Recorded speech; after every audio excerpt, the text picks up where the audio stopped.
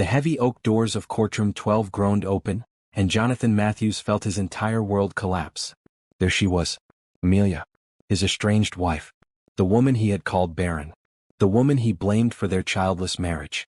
Standing in the doorway, glowing in an emerald green maternity dress, her hand resting protectively on a belly so round and full that there was no question. She was 8 months pregnant.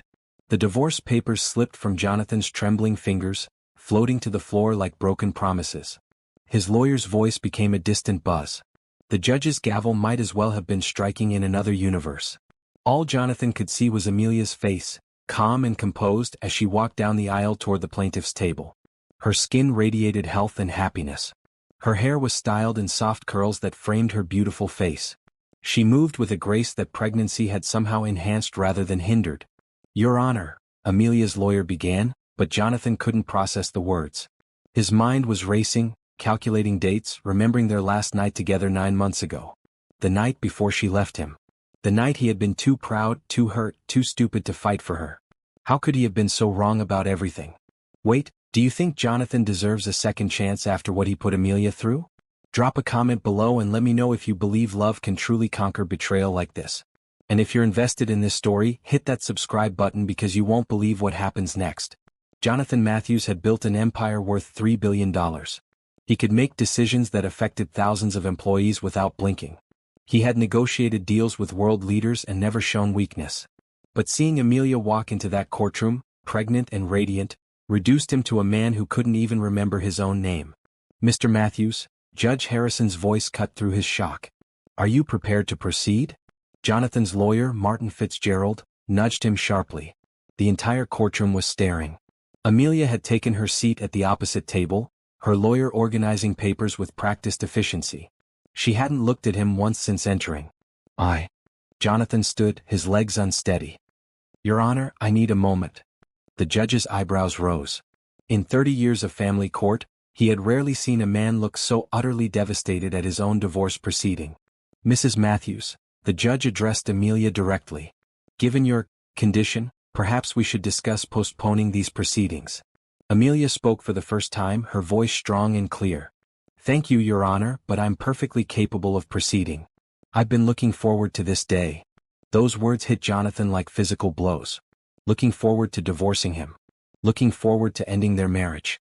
Looking forward to raising their child, without him. "Amelia," he said, his voice breaking on her name. She finally looked at him then. Those warm brown eyes that had once looked at him with such love now held nothing but cool determination. "It's Mrs. Matthews in this courtroom, Jonathan." The formality in her voice was worse than any anger could have been. This was the woman who used to wake him up with soft kisses. The woman who would make him laugh until his sides hurt. The woman who had believed in him before he believed in himself. Martin was frantically whispering in his ear about proceeding with the divorce as planned, about the prenuptial agreement, about protecting his assets. But all Jonathan could think about was the swell of her belly and the wedding ring that was noticeably absent from her finger. "Your Honor," Amelia's lawyer, a sharp woman named Patricia Williams, began. "My client requests that we proceed with the divorce decree as originally filed. The terms have been agreed upon by both parties." "Not anymore," Jonathan said suddenly, standing up. "I need to speak with my wife." "Ex-wife," Amelia corrected softly. "We're still married until this court says otherwise," Jonathan replied, his business instincts finally kicking in. "And given this new development, I think we need to discuss some changes." Judge Harrison looked between them. "Mr. Matthews, are you suggesting you wish to contest this divorce?" The question hung in the air like a challenge. Everyone in the courtroom waited for his answer. His lawyer was making frantic hand gestures, probably thinking about billable hours and complicated custody battles. But Jonathan was thinking about Amelia's hands on her belly. About the baby growing inside her. About the family he had thrown away because he was too proud to admit he might be wrong. "Yes," he said firmly. "I contest this divorce." Amelia's carefully composed mask finally cracked. Surprise flickered across her features before she quickly recovered. "On what grounds?" she asked.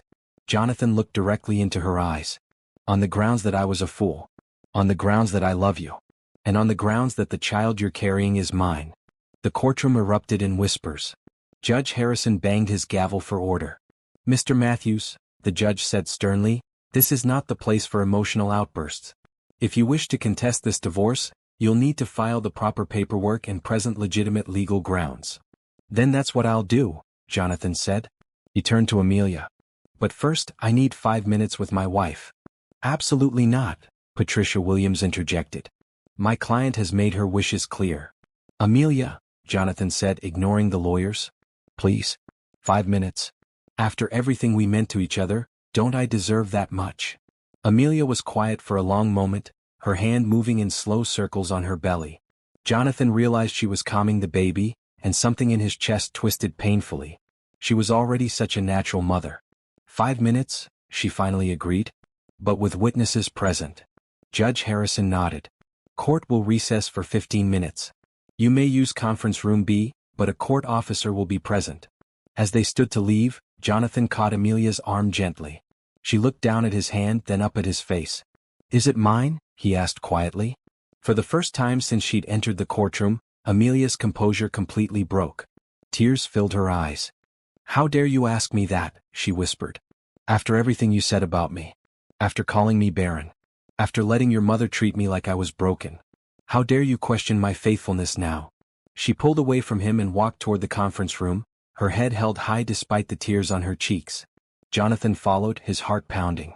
He had 5 minutes to undo 3 years of damage. 5 minutes to save the most important thing in his life. 5 minutes to win back the woman who was carrying his child. 3 years earlier, the grand ballroom of the Marriott was buzzing with Chicago's elite. The annual Children's Hospital Charity Gala drew the city's wealthiest residents, all eager to be seen supporting a good cause. Jonathan Matthews stood near the bar, checking his phone for the 100th time that evening. At 28 he was already worth more than most people would see in 10 lifetimes, but success felt hollow when you had no one to share it with. Excuse me, are you Jonathan Matthews? He looked up to see a woman in a stunning red evening gown approaching. She was African American, with natural hair styled in an elegant updo, and the most genuine smile he had ever seen.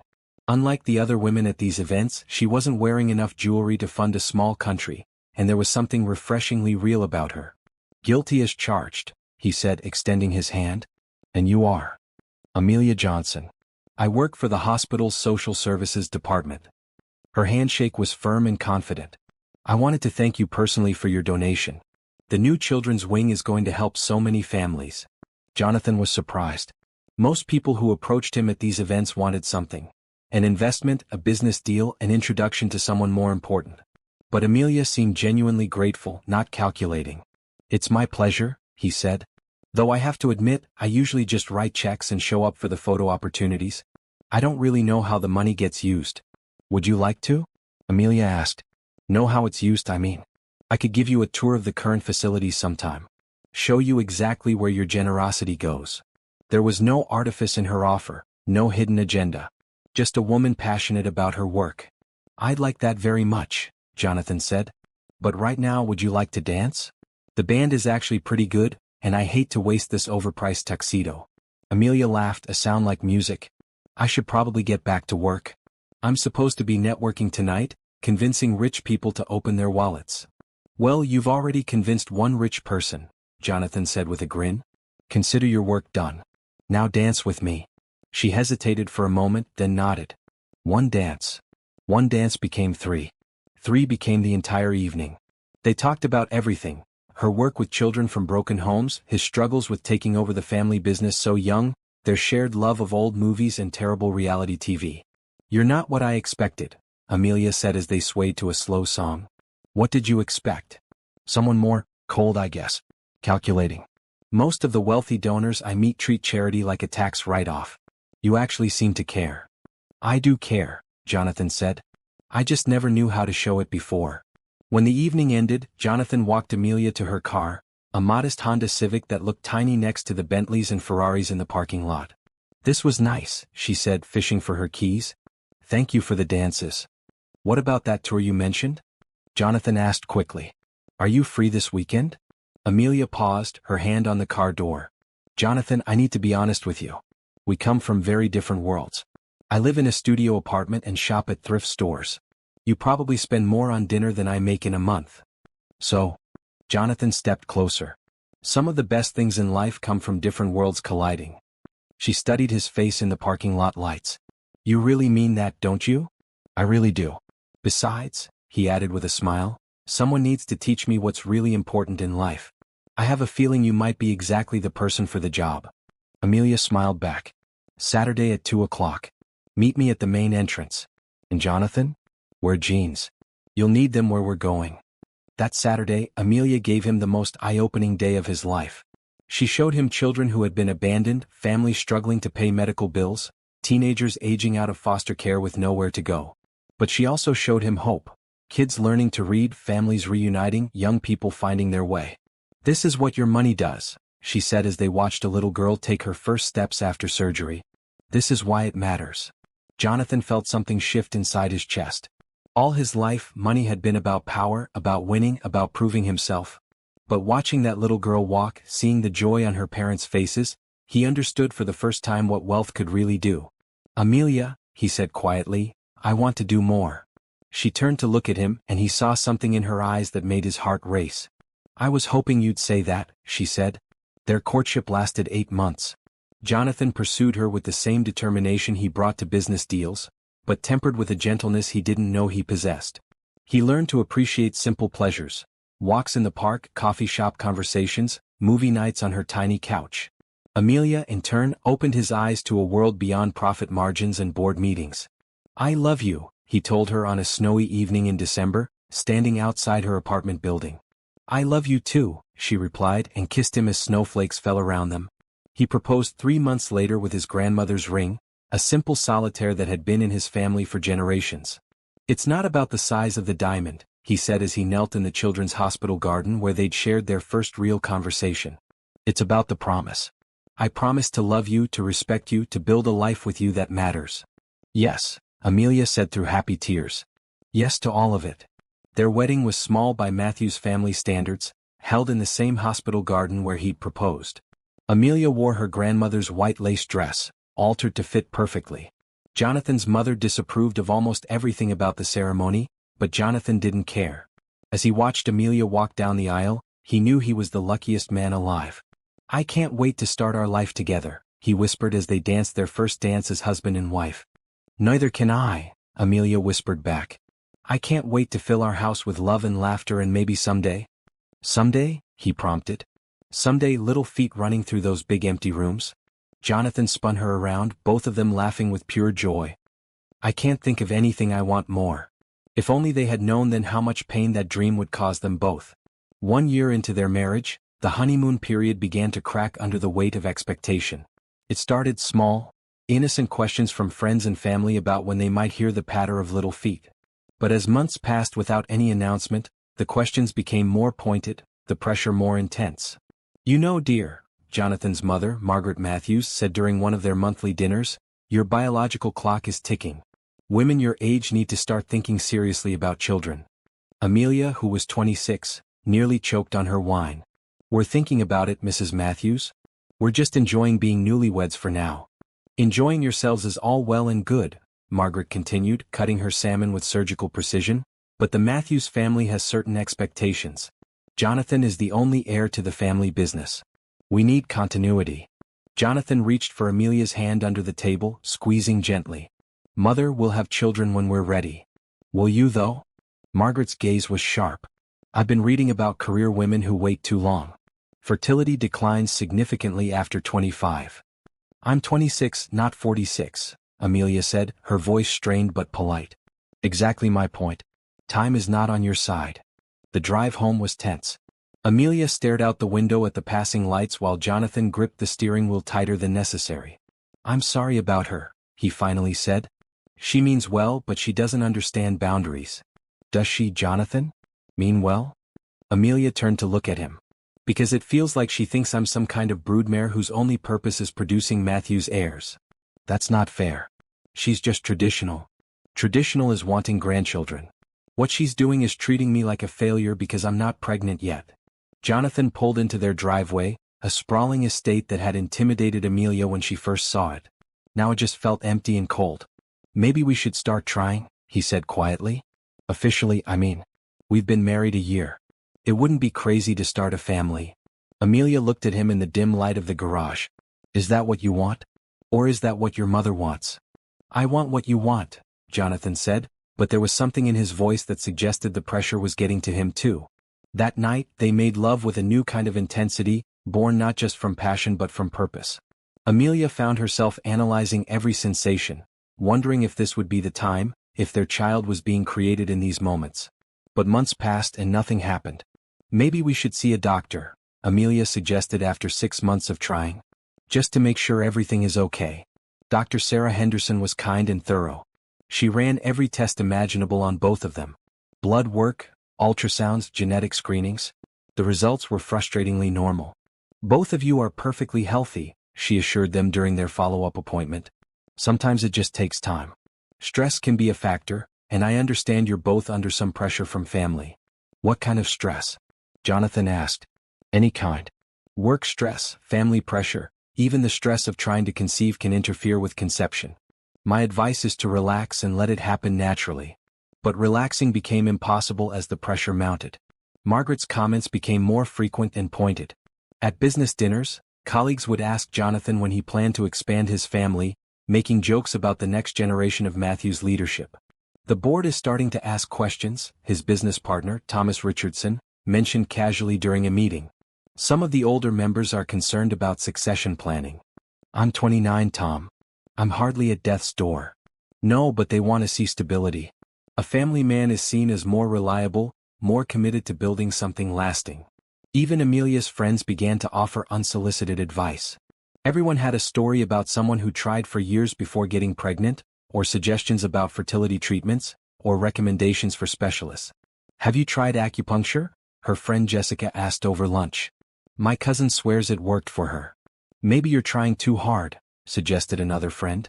"You should just relax and let it happen." Amelia began to dread social gatherings, knowing that someone would inevitably ask about children. She started making excuses to avoid family dinners with Margaret, and she could see the strain affecting Jonathan. "My mother asked me if we'd considered fertility treatments," he told her one evening as they sat in their vast living room, the space between them feeling like an ocean. "What did you tell her?" "I told her it was none of her business.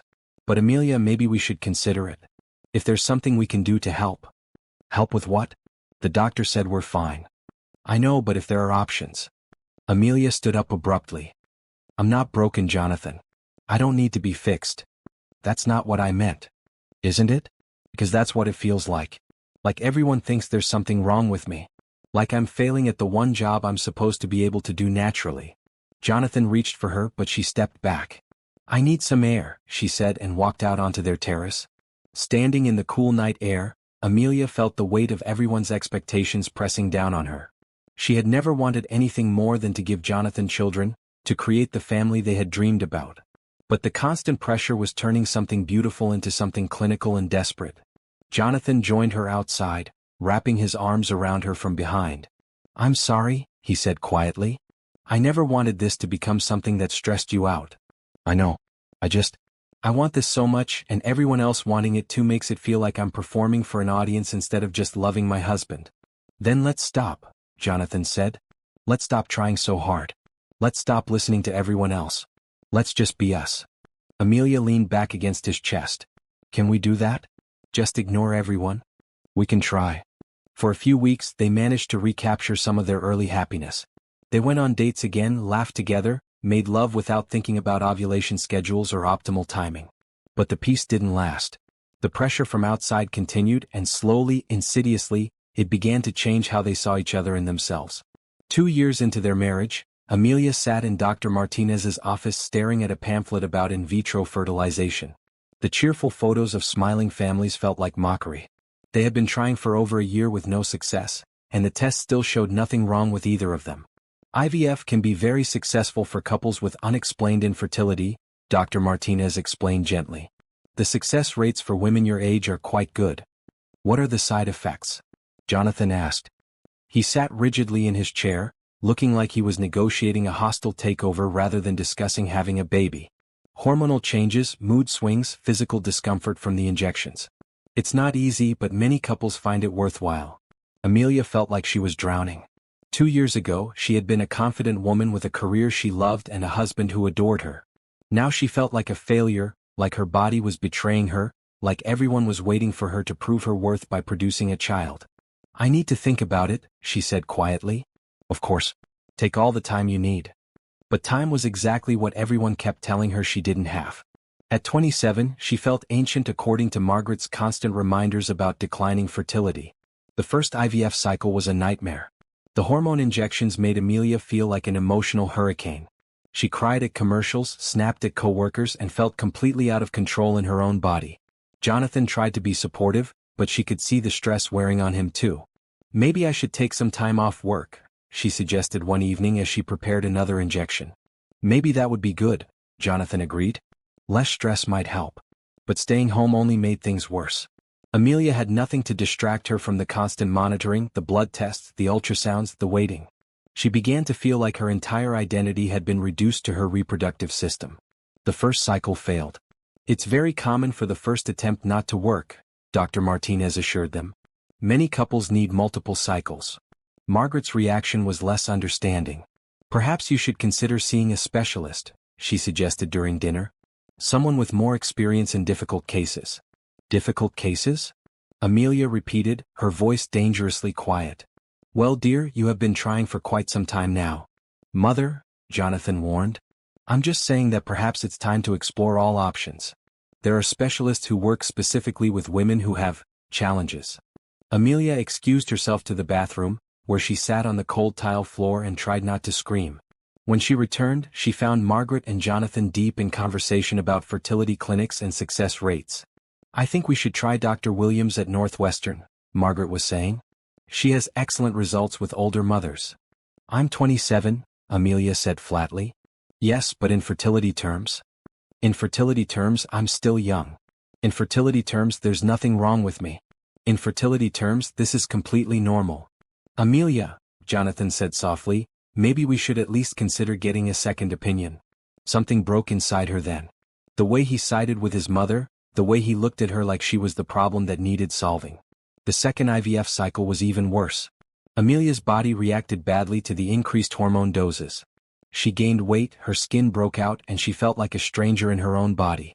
Jonathan worked longer hours, claiming he needed to focus on a big deal, but Amelia suspected he just couldn't handle being around her emotional volatility.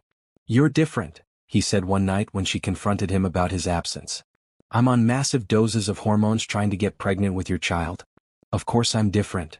I know, and I'm grateful for everything you're going through. But sometimes I feel like I don't know you anymore.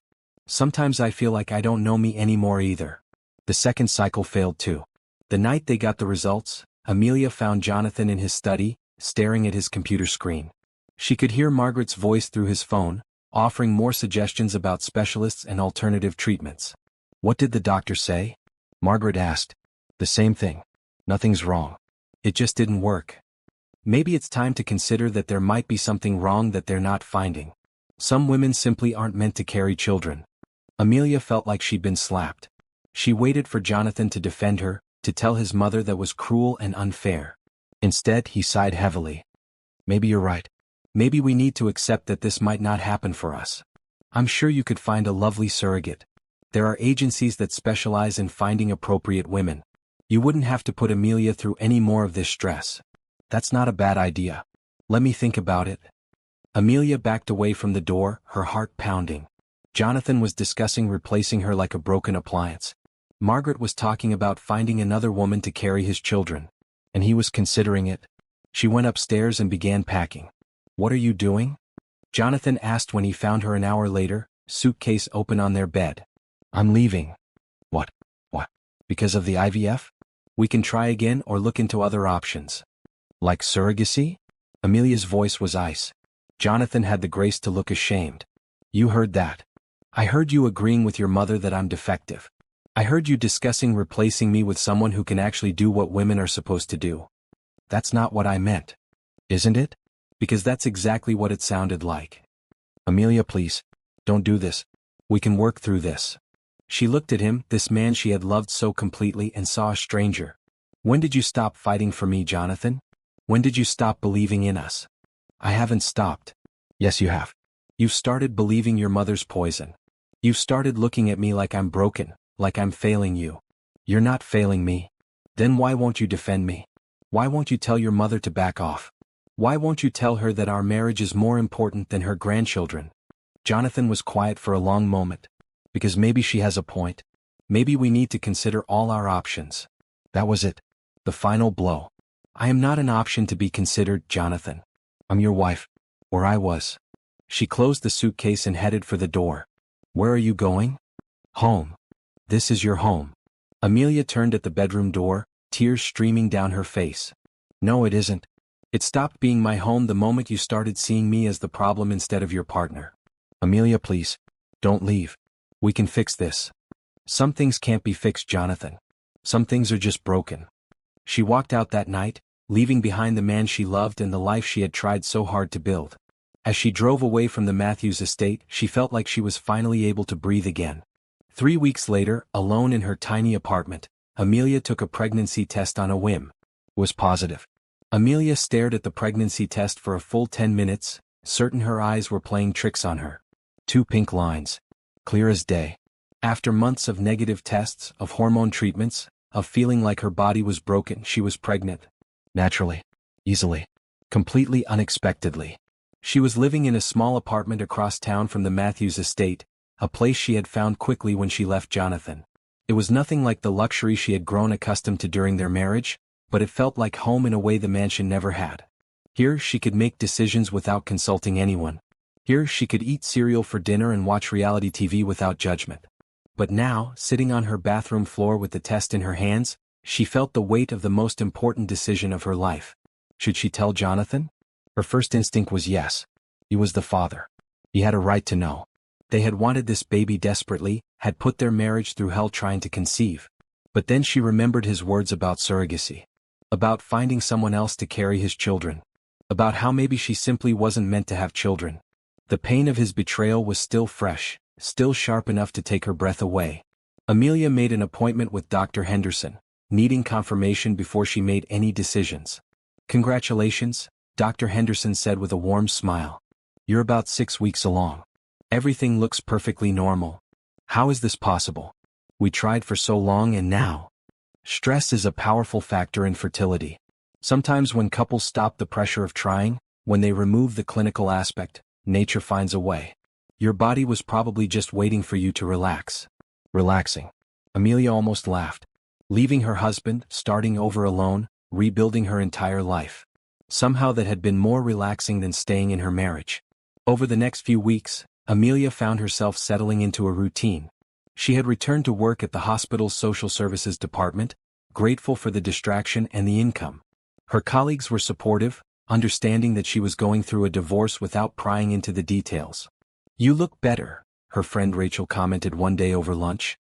More like yourself again. I feel more like myself, Amelia admitted. I forgot who I was for a while there. Marriage can do that sometimes. Especially when you're trying so hard to be what someone else needs. Amelia's hand instinctively moved to her still flat stomach. She hadn't told anyone about the pregnancy yet. She was waiting until she figured out what she wanted to do about Jonathan. Meanwhile, across town, Jonathan was discovering that success meant nothing without someone to share it with. His penthouse office overlooked the city, his bank accounts continued to grow, and he closed deal after deal with mechanical efficiency. But he felt empty in a way that terrified him. You look terrible, Thomas Richardson told him during a board meeting. When's the last time you slept? I sleep, Jonathan replied, signing documents without really reading them. Lying in bed staring at the ceiling doesn't count as sleep. Jonathan's mother had been calling daily, offering to set him up with appropriate women, suggesting that his separation from Amelia might be a blessing in disguise. Now you can find someone more suitable, she said during one of their lunches. Someone who understands your world, your responsibilities. I don't want someone else. Jonathan, be practical. Amelia was lovely, but she clearly wasn't able to give you what you need. What I need is my wife back. Your soon-to-be ex-wife who couldn't conceive after 2 years of marriage. Sometimes we have to accept that our first choices aren't our best choices. Jonathan stopped going to family dinners after that conversation. He spent his evenings in his empty house, walking through rooms that echoed with memories of Amelia's laughter. Her presence was everywhere. The kitchen where she used to cook dinner while dancing to music, the living room where they would curl up to watch movies, the bedroom where they had loved each other so completely. He tried dating once, accepting a setup from a colleague. The woman was beautiful, successful, everything his mother would approve of. She talked about her career in investment banking, her weekend house in the Hamptons, her 5-year plan for marriage and children. "I want 3 children," she said over expensive wine. "Ideally spaced 2 years apart. I'll take maternity leave of course, but I'll have nannies so I can return to work quickly." Jonathan excused himself halfway through dinner and never called her again. As Amelia's pregnancy progressed, she found herself facing practical concerns. Her apartment was too small for a baby. Her salary was enough for her, but adding childcare costs would stretch her budget thin. She could apply for assistant programs, but the idea felt foreign after living in luxury for 2 years. Still, she was determined to make it work. She started looking at slightly larger apartments, researching daycare centers, planning for a future as a single mother. "Are you sure you don't want to contact the father?" Dr. Henderson asked during one of her appointments. "Financial support could make things easier." "I'm sure," Amelia said, watching her baby move on the ultrasound screen. "We can manage on our own." But late at night, when she felt the baby kick, she sometimes wondered what Jonathan would think if he could feel those movements too. Would he be amazed? Would he finally understand what they had lost when their marriage fell apart? She pushed those thoughts away. Jonathan had made his choice when he failed to defend her, when he considered replacing her with a surrogate. She and their baby would be better off without him. By her second trimester, Amelia had found a new apartment in a family-friendly neighborhood. It had 2 bedrooms, a small balcony, and neighbors who smiled when they passed in the hallway. She decorated the nursery in soft yellows and greens, not knowing if she was having a boy or girl and wanting the surprise. Jonathan, meanwhile, had thrown himself into work with renewed intensity. He expanded his business overseas, acquired 3 companies, and increased his net worth by another $1 billion. None of it mattered. "You need to do something about this divorce," his lawyer advised. "The longer you wait, the more complicated it becomes." "I don't want the divorce." "Your wife does. She's filed all the paperwork. You just need to sign." Jonathan stared at the papers on his desk. With his signature, he would officially end his marriage to the only woman he had ever loved. He would be free to find someone else, to start over, to build the family his mother thought he deserved. But he couldn't pick up the pen. "I need more time," he said. "For what?" "To figure out how to win her back." Thomas looked at him like he had lost his mind. "Jonathan, it's been 6 months. She's moved on. You should too." But Jonathan couldn't move on. Every morning he woke up hoping to find a text from Amelia. Every evening he drove past the hospital where she worked, hoping to catch a glimpse of her. He had become a man obsessed with recovering what he had lost. Neither of them knew that in just a few months, their paths would cross again in a courtroom, where Amelia would walk in wearing that emerald green dress, carrying the child they had both wanted so desperately. And everything would change once more.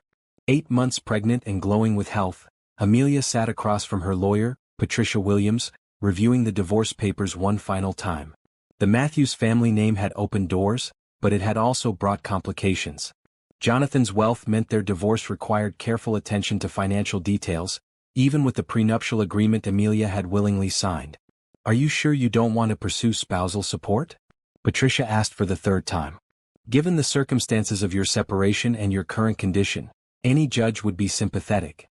"I don't want his money," Amelia said firmly, her hand resting on her rounded belly. "I just want this marriage to end so I can move on with my life." "What about child support?" "You have a right to that, regardless of your personal feelings." Amelia was quiet for a moment.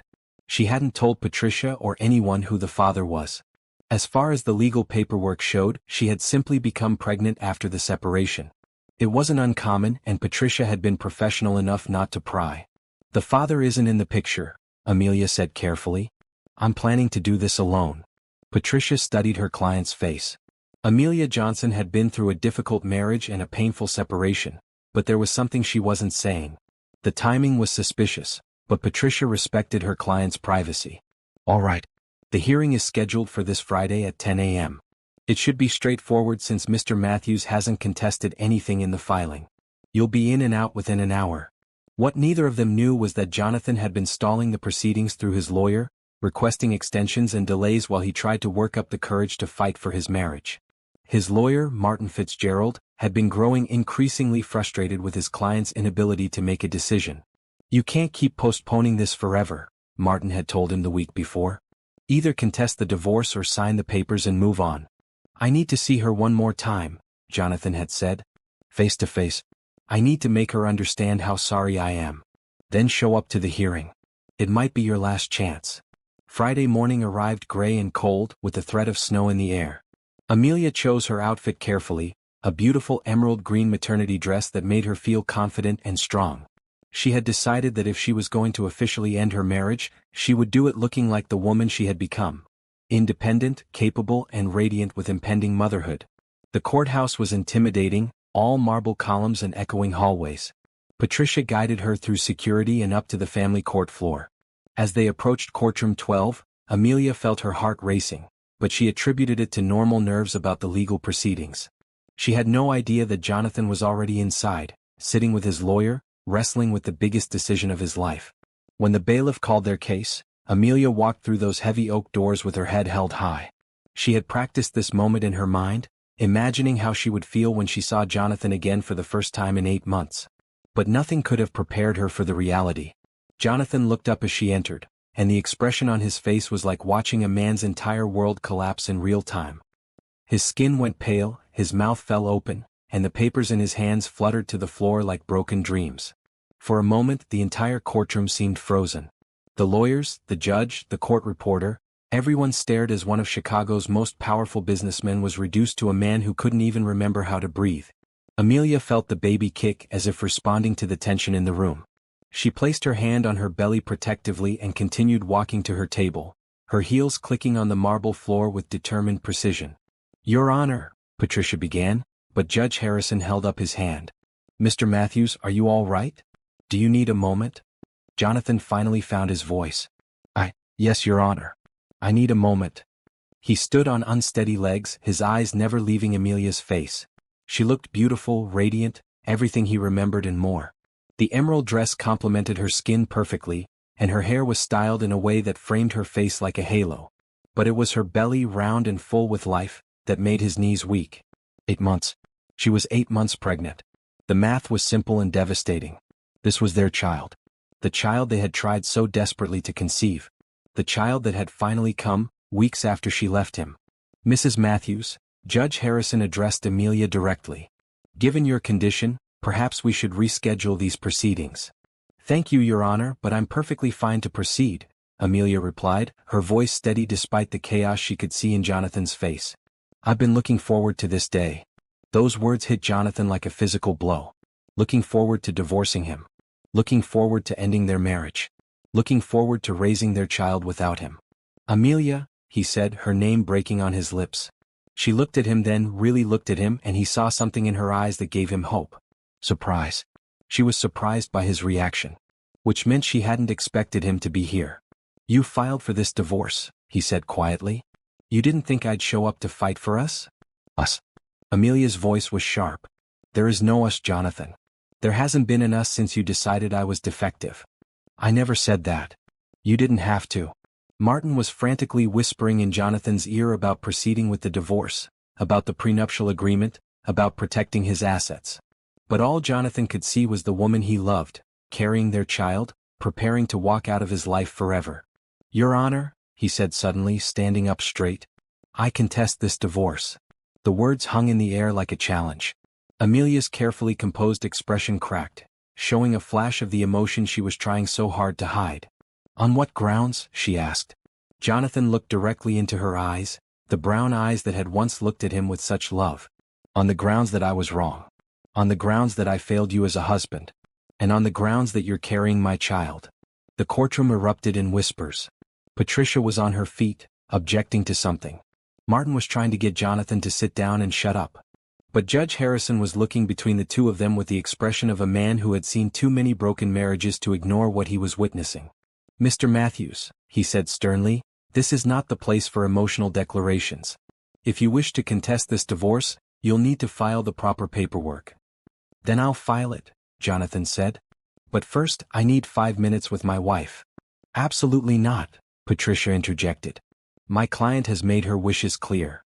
Jonathan ignored the lawyers and focused entirely on Amelia. 5 minutes? After 3 years of marriage, after everything we meant to each other, don't I deserve that much? Amelia was quiet for a long moment, her hand moving in protective circles on her belly. Jonathan watched the movement, realizing she was calming their baby, and felt something break open in his chest. 5 minutes, she finally agreed. But with witnesses. As they prepared to leave for the conference room, Jonathan caught her arm gently. "Is it mine?" he asked quietly. The question shattered Amelia's composure completely. Tears filled her eyes as she looked at him with a mixture of hurt and fury. "How dare you?" she whispered. "After everything you said about me being barren. After letting your mother treat me like I was broken. After discussing finding someone else to carry your children. How dare you question my faithfulness now?" She pulled away from him and walked toward the conference room, leaving Jonathan to follow with the weight of his mistakes crushing down on him. He had 5 minutes to undo years of damage. 5 minutes to save his marriage and meet his child. 5 minutes to prove he was worthy of the second chance he didn't deserve. The clock was ticking. Don't you think it's ironic how the very thing Jonathan claimed Amelia couldn't give him was growing inside her all along? Sometimes the universe has a twisted sense of justice. What do you think Amelia should tell him in this conference room? Let me know in the comments, and if you're as invested in this story as I am, make sure to subscribe because this confrontation is about to get intense. The conference room was sterile and cold, with fluorescent lights that made everything look harsh and unforgiving. Amelia sat across from Jonathan, a court officer standing discreetly by the door. Patricia Williams sat beside her client, while Martin Fitzgerald flanked Jonathan, both lawyers ready to intervene if emotions got too high. 5 minutes, the court officer announced. Starting now. Jonathan looked at Amelia, really looked at her for the first time in 8 months. She was more beautiful than he remembered, pregnancy giving her a glow that made her seem to radiate light. But her eyes were guarded, protecting herself from more hurt. "The baby is mine," he said quietly. It wasn't a question this time. "Yes," Amelia replied simply. "When did you find out?" 3 weeks after I left you." Jonathan did the math quickly. She had been pregnant when she walked out. Pregnant when he was discussing surrogacy with his mother. Pregnant when he failed to defend her, failed to fight for their marriage. "Why didn't you tell me?" Amelia's laugh was bitter. "Tell you what, exactly? That the wife you considered defective was actually carrying your child? That my broken body had managed to do what you thought it couldn't? I never thought you were defective. Didn't you? Because that's how you treated me. That's how you let your mother treat me. My mother." Jonathan started, then stopped. There was no defending Margaret's behavior. "You're right. I failed you. I failed us." "Yes, you did." The simple agreement hit harder than any accusation could have. Amelia wasn't angry anymore, Jonathan realized. She was resigned. She had moved past their marriage, past him, past the pain he had caused. "I want to be involved," he said desperately. "In the baby's life. In your life. My life." Amelia shook her head. "Jonathan, you made it very clear that my life wasn't enough for you. That I wasn't enough. That's not true. Isn't it? When the pressure got too much, when things got difficult, you turned away from me. You started seeing me as an obstacle to overcome rather than your partner." Jonathan wanted to argue, but he couldn't. Everything she was saying was true. "I was scared," he admitted. "The pressure from my mother, from the board, from everyone. I felt like I was failing at the most basic thing a husband should be able to provide for his wife." "What? A baby? A family? Security? The life you deserved?" Amelia leaned forward slightly. "The life I deserved was to be supported by my husband. To be defended by the man who promised to love and protect me. I didn't need you to provide me with a baby, Jonathan. I needed you to stand by me whether we had children or not. I know that now. Do you? Because when I was going through those hormone treatments, feeling like my body was betraying me, losing myself in the process, you pulled away. You worked longer hours. You avoided coming home. I didn't know how to help. You could have held me. You could have told me that our marriage was more important than having children. You could have set boundaries with your mother instead of letting her poison you against me." Jonathan felt tears burning his eyes. "I know. I know I failed you in every way that mattered. And now that you know I can have children, suddenly I'm worth fighting for again?" The question hung in the air like a loaded weapon. It was the heart of everything, the test that would determine if Jonathan had really learned anything from his mistakes. "No," he said quietly. "You were always worth fighting for. Having children or not having children, you were always worth everything to me. I just lost sight of that when everyone else's voices got louder than my own heart." "Your mother's voice got louder than mine," Amelia corrected. "The board's voice got louder than mine. Everyone else's opinion of our marriage mattered more than what I needed from you." "You're right. And I hate myself for that." "Hating yourself doesn't fix anything, Jonathan. It doesn't undo the damage. Then tell me what does. Tell me how to fix this. Amelia was quiet for a long moment, her hand resting on her belly. Jonathan watched their child move beneath her dress and felt an overwhelming sense of loss for all the moments he had already missed.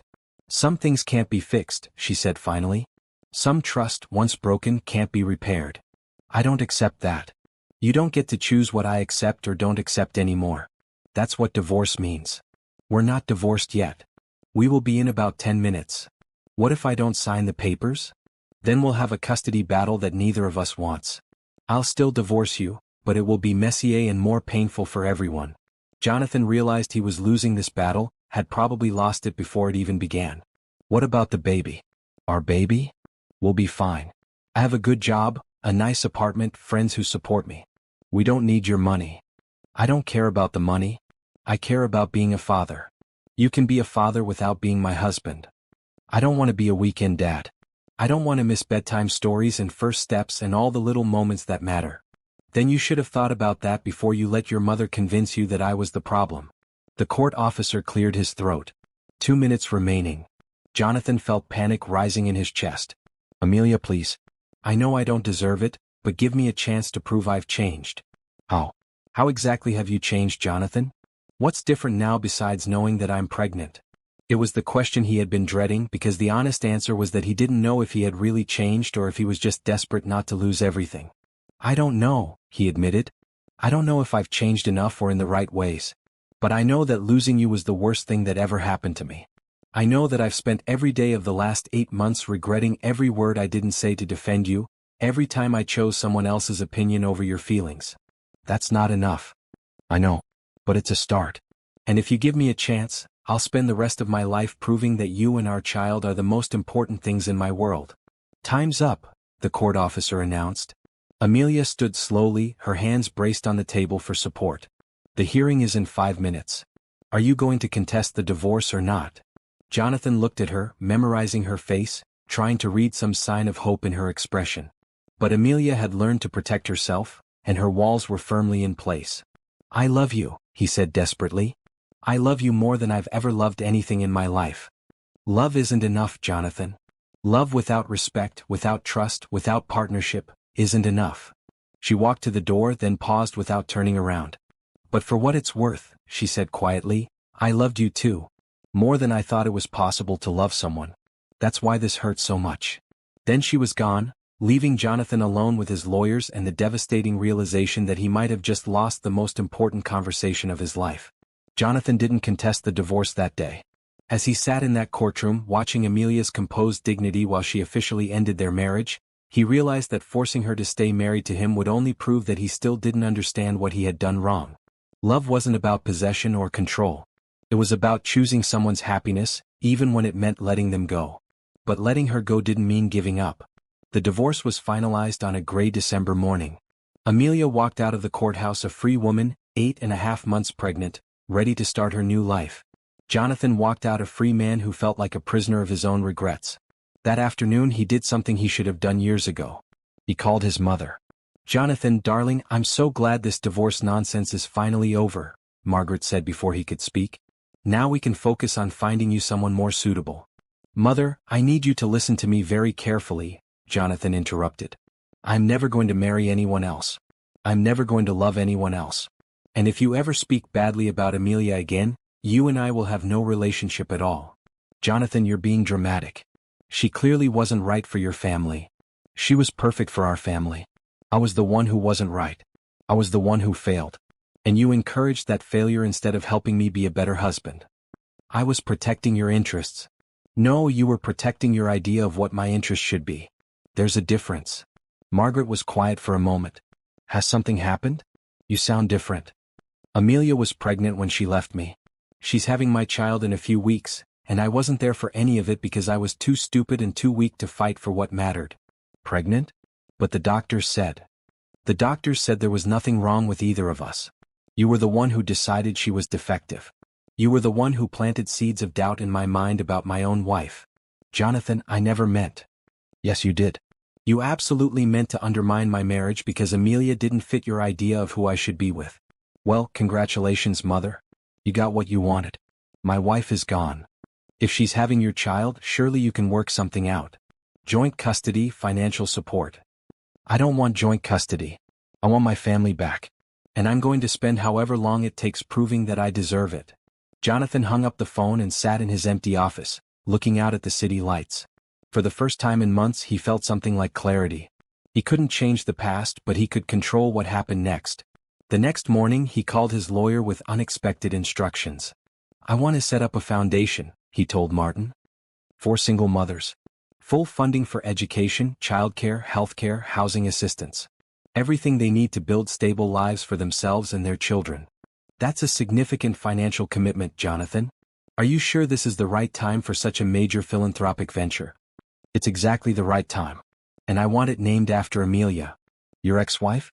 Jonathan, I think you need to talk to someone about healthy ways to process this divorce. The woman I love is about to become a single mother because I failed her as a husband. The least I can do is try to make life easier for other women in her situation. But the foundation was just the beginning. Jonathan began showing up at the hospital where Amelia worked, not to see her, but to volunteer.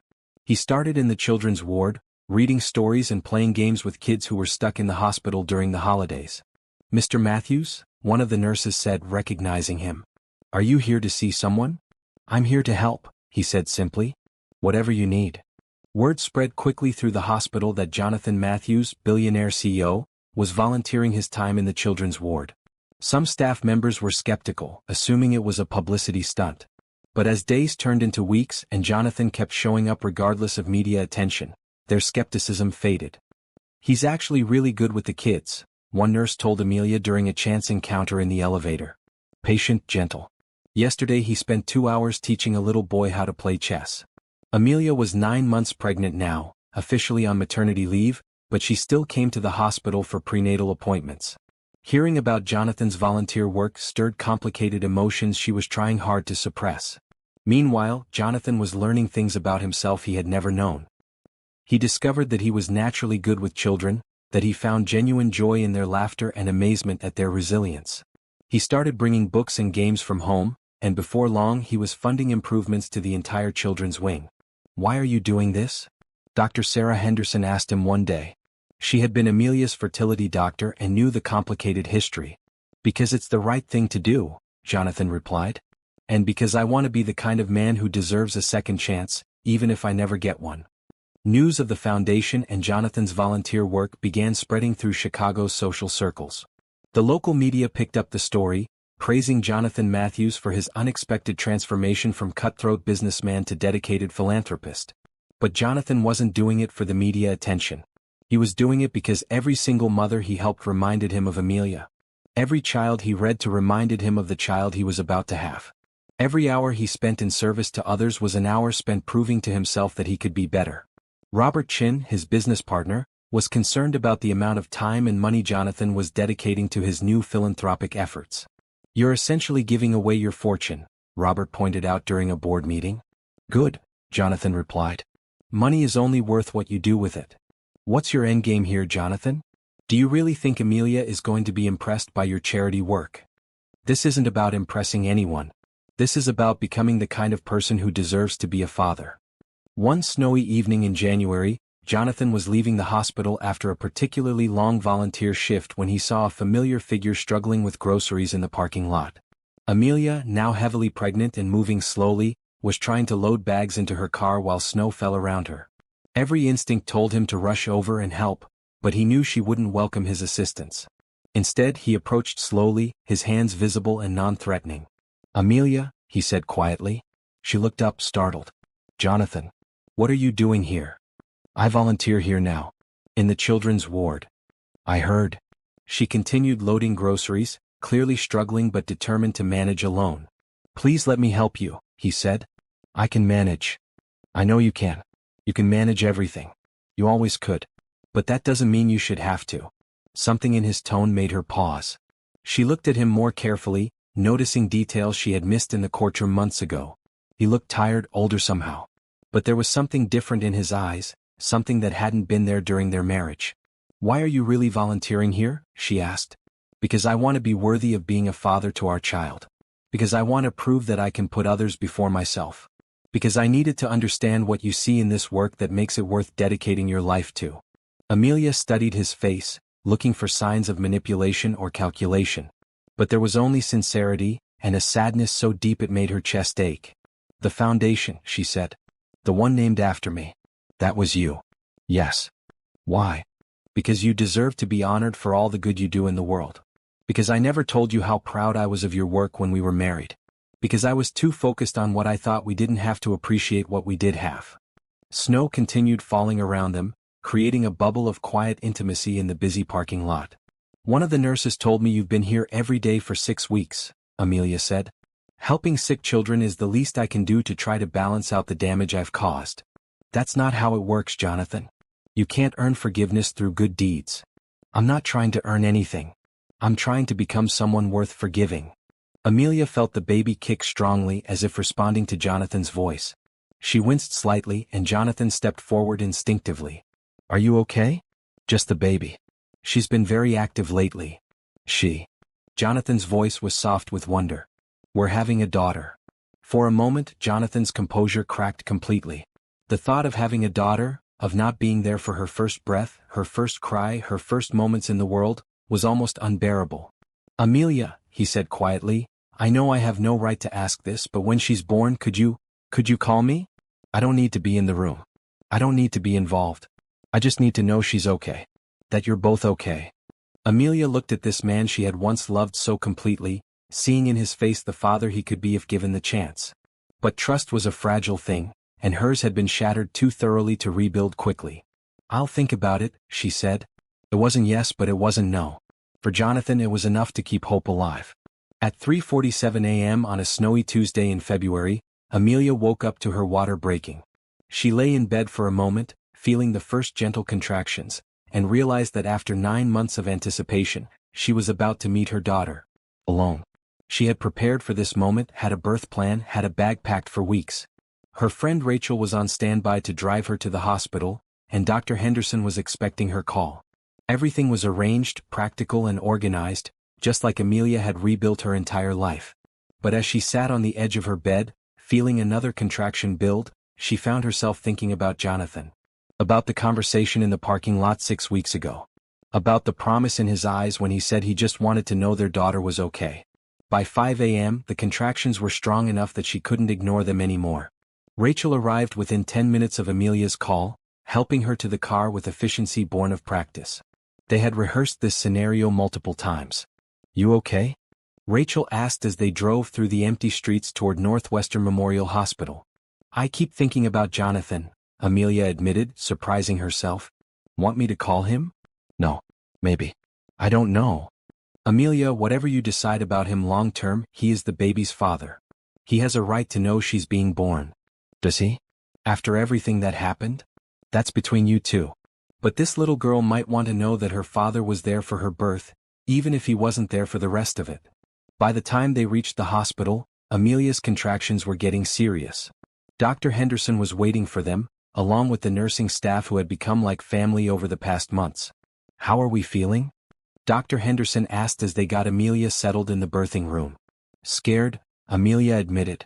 And excited. And scared. That's perfectly normal. First babies like to take their time, so we're probably looking at several hours yet. Several hours to decide whether to call Jonathan. Several hours to figure out if she wanted him there for the most important moment of their daughter's life. Meanwhile, across town, Jonathan was wide awake in his penthouse, staring out at the snow-covered city. He had been having trouble sleeping lately, knowing that Amelia's due date was approaching. Every time his phone rang, his heart jumped, hoping and fearing it might be news about the baby. At 8 a.m. his phone finally did ring. But it wasn't Amelia. Mr. Matthews?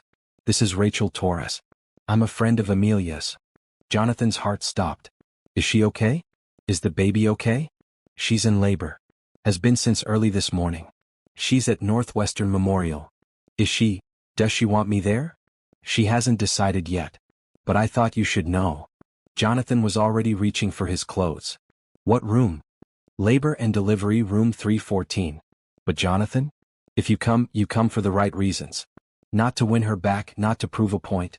You come because you want to be there for your daughter's birth. I understand.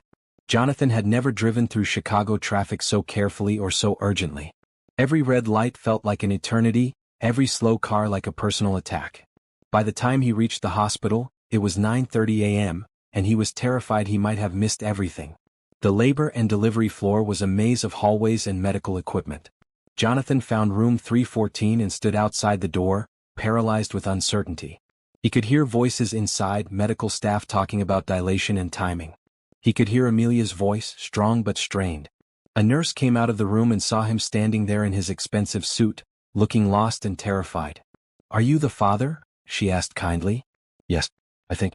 Yes, I'm the father, but I don't know if I'm supposed to be here." "What's your name?" "Jonathan Matthews." The nurse disappeared back into the room. Jonathan could hear quiet conversation, then footsteps approaching the door. Amelia appeared in the doorway, wearing a hospital gown and looking more beautiful than Jonathan had ever seen her. Her hair was pulled back, her face was flushed with exertion, but her eyes were clear and determined. "You came," she said. "Rachel called me. I can leave if you want me to." Amelia studied his face, seeing the fear and hope warring in his expression. "Are you here for me or for her?" "For her," Jonathan said without hesitation. "For our daughter. You don't owe me anything, Amelia. But she deserves to have her father here when she's born." Another contraction hit and Amelia gripped the doorframe. Jonathan instinctively reached out to support her, then caught himself. "Can I help?" he asked quietly. "I don't know," Amelia said honestly. "I don't know if I can handle having you here and focus on what I need to do." "Then tell me what you need. If you need me to leave, I'll leave. If you need me to stay in the waiting room, I'll wait. If you need me to hold your hand, I'll hold your hand. Whatever you need." Amelia looked at him for a long moment, seeing something in his face that gave her hope. Not hope for their marriage, but hope that he might actually be the father their daughter deserved. "Stay," she said. "But in the corner. Don't talk unless I ask you to. This is about her, not us." "I understand." The next 6 hours were the most intense of Jonathan's life. He watched Amelia go through the stages of labor with an awe and terror he had never experienced. She was magnificent, fierce and strong and completely focused on bringing their daughter into the world. He stayed in his corner, exactly as she had asked, speaking only when spoken to, offering support only when requested. When she needed ice chips, he fetched them. When she needed someone to hold her hand during the worst contractions, he was there. When she needed space, he gave it to her. At 4:23 p.m., Sophia Elizabeth Matthews took her first breath. Jonathan had thought he understood love before. He had loved Amelia with what he believed was his whole heart. But watching his daughter enter the world, hearing her first cry, seeing her tiny perfect fingers grasp at the air, he realized he had never understood anything at all. "She's perfect," he whispered, tears streaming down his face. Amelia, exhausted but radiant, held their daughter against her chest. "She's so beautiful. Just like her mother," Jonathan said softly. For a moment, they were just two people in awe of the miracle they had created together. All the hurt and anger and disappointment faded away, replaced by pure wonder at the small person who was half of each of them. "Do you want to hold her?" Amelia asked. Jonathan's hands were shaking as he took his daughter for the first time. She was so small, so fragile, so perfect. Her eyes were closed, but her tiny hand wrapped around his finger with surprising strength. "Hello, Sophia," he whispered. "I'm your daddy. And I promise you, I'm going to spend the rest of my life trying to be worthy of you." Amelia watched Jonathan hold their daughter, seeing in his face a tenderness she had never witnessed before. This was the man she had fallen in love with, the man she had hoped he could become. But love and hope weren't enough to rebuild trust that had been shattered so completely. "Jonathan," she said quietly, "I need you to understand something. You being here today doesn't fix what happened between us. It doesn't erase the hurt or rebuild the trust. But it's a start. It's the first step toward you being the father she deserves." "I know," Jonathan said, not taking his eyes off Sophia. "I'm not asking for anything I haven't earned. I'm just grateful to be here for this moment. We'll need to figure out custody arrangements, visitation schedules, all the practical things. Whatever you think is best for her. I'll work around your schedule, your needs, her needs." Amelia was surprised by his response. The old Jonathan would have immediately started negotiating, would have wanted equal time, would have made demands. This Jonathan was putting their daughter's needs first. "I want you to be involved," she said carefully. "I want Sophia to know her father. But trust is earned, Jonathan. And it's earned slowly." "I understand. And Amelia? Thank you." Thank you for letting me be here today. Thank you for giving me the chance to be her father. As evening fell over Chicago, Jonathan sat beside Amelia's hospital bed, holding his sleeping daughter while Amelia rested. For the first time in over a year they were a family. Not the family they had planned to be, not the family they had dreamed of, but a family nonetheless. It was a beginning. 1 year later, Jonathan stood in the same garden where he had proposed to Amelia, but this time he wasn't alone. Sophia sat on a blanket beside him, babbling happily as she played with colorful blocks. At 14 months old, she was walking, climbing, and getting into everything with the fearless curiosity that Jonathan recognized as pure Matthew's determination. "Dada," she said, holding up a blue block for his approval. "That's right, sweetheart. Blue block. Very good." Jonathan's phone buzzed with a text from Amelia, running 5 minutes late. Traffic is terrible. They had been meeting in this garden every Sunday for the past year, a neutral space where Jonathan could spend time with Sophia while Amelia graded papers or caught up on work. What had started as awkward, carefully scheduled visitation had gradually evolved into something more comfortable, though still cautious. "There's my beautiful girl," Amelia called out as she approached, wearing a bright red sundress that made her skin glow in the afternoon light. Sophia immediately abandoned her blocks and toddled toward her mother with arms outstretched. "Mama? Were you good for Daddy?" Amelia asked, scooping up their daughter for a hug. "She was perfect," Jonathan said, beginning to pack up the toys.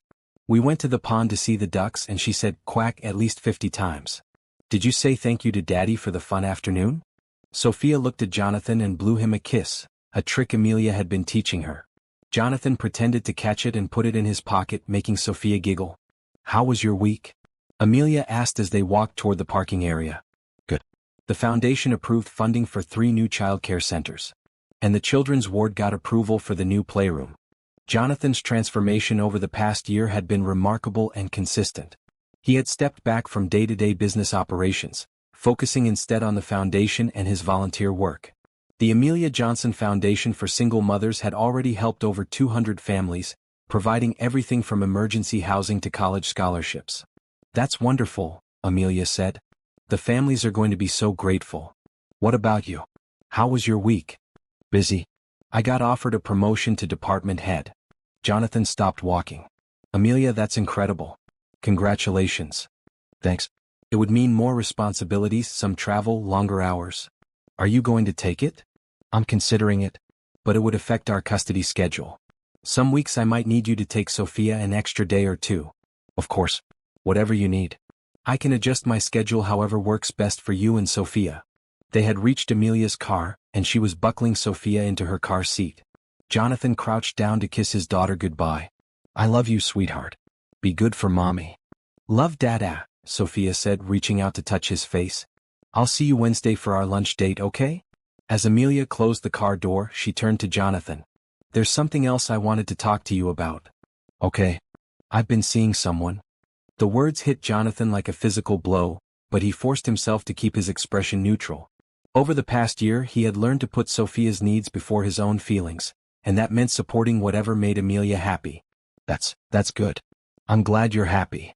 His name is Michael. He's a doctor at the hospital. He's very good with Sophia." "Is it serious?" Amelia hesitated. "It could be. He's asked me to move in with him." Jonathan felt like the ground was shifting beneath his feet, but he kept his voice steady. "What do you want to do?" "I don't know. Part of me thinks it would be good for Sophia to have a stable family unit. Michael is kind, reliable, everything a partner should be. But every time I think about taking that step, I remember what it felt like to love someone completely. And I remember what it felt like to have that trust broken." They stood in uncomfortable silence for a moment, both thinking about the marriage they had destroyed and the family they were trying to rebuild from the pieces. "Amelia," Jonathan said carefully, "if he makes you happy, if he's good to Sophia, then I support your decision. All I want is for both of you to be loved and protected. Even if it means you see Sophia less? Even then, her happiness comes first. Always." Amelia studied his face, looking for signs of resentment or manipulation. But she saw only sincerity and a sadness so deep it made her chest ache. "The man who's saying this to me now," she said quietly, "is the man I thought I was marrying 3 years ago. I'm trying to be the man you deserved then." "I know. I see it every day in how you are with Sophia, in the work you're doing, in how you treat me even though I divorced you. You divorced the man I was, not the man I'm trying to become. Jonathan. Amelia started, then stopped. There was something in his eyes, a question he was afraid to ask. What is it? Do you think, is there any chance that someday when you feel ready, when you feel like you can trust again, is there any chance for us? The question hung between them like a bridge neither was sure they were ready to cross. I don't know, Amelia said honestly. The woman who loved you before was naive. She believed that love was enough to overcome anything. I'm not that woman anymore. I know. And I'm not asking you to be. I'm asking if the woman you are now could ever love the man I'm becoming. Amelia looked at him for a long moment, seeing in his face all the growth and change of the past year. Ask me again in 6 months. 6 months?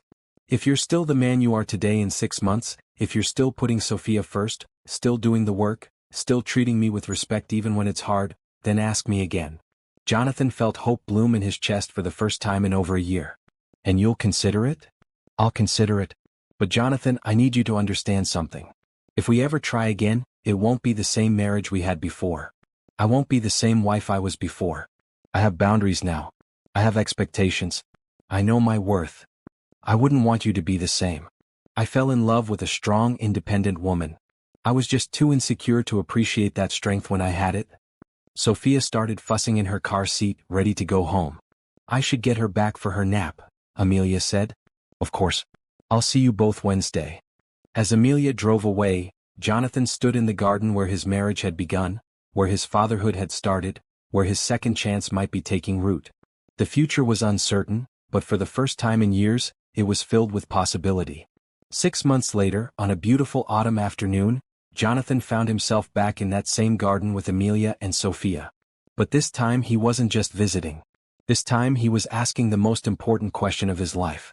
Amelia Johnson, he said, getting down on one knee while Sophia played nearby, will you marry me? Again? In his hand was a new ring, not his grandmother's solitaire, but something they had chosen together. A symbol of the new marriage they were building, based on mutual respect, hard-won trust, and the kind of love that chose commitment every single day. Yes, Amelia said, tears streaming down her face. Yes, I'll marry you again. As Jonathan slipped the ring onto her finger, Sophia toddled over and threw her arms around both of her parents, somehow understanding that this was a moment of joy and celebration. They were married 3 months later in a small ceremony at the Children's Hospital, surrounded by the families they had helped through the foundation and the children Jonathan read to every week. Sophia was the flower girl, toddling down the aisle in a tiny yellow dress, throwing petals with enthusiastic abandon. I promise, Jonathan said as they exchanged vows, to choose you in our family every single day. To defend you, support you, and love you not just in the easy moments, but especially in the hard ones. I promise, Amelia replied, to trust in the man you've become while never forgetting the lessons that brought us here. To build with you a marriage based on partnership, respect, and the kind of love that grows stronger through adversity. 2 years later, as Amelia rocked their second daughter to sleep while Jonathan helped Sophia with a puzzle, she reflected on the long journey that had brought them back to each other. It hadn't been easy. Trust, once broken, required constant tending to stay strong. But they had learned that love without respect was fragile, while love built on mutual admiration and partnership could weather any storm. Daddy, Sophia said looking up from her puzzle, tell me the story about when I was born. Again? Jonathan asked with a smile. I just told you that story yesterday. I like it. Tell me about how Mommy was brave and you were scared. Well, Jonathan began, settling into his chair, it was a snowy day in February, and your mommy was the bravest person in the whole world. As Jonathan told their daughter the story of her birth, Amelia smiled, knowing that Sophia would grow up understanding that love was a choice, that families could be rebuilt, and that sometimes the most beautiful endings came from the most painful beginnings. The Matthews family had learned that true love wasn't about perfection. It was about choosing each other again and again, through all of life's imperfect moments. And they chose each other every single day.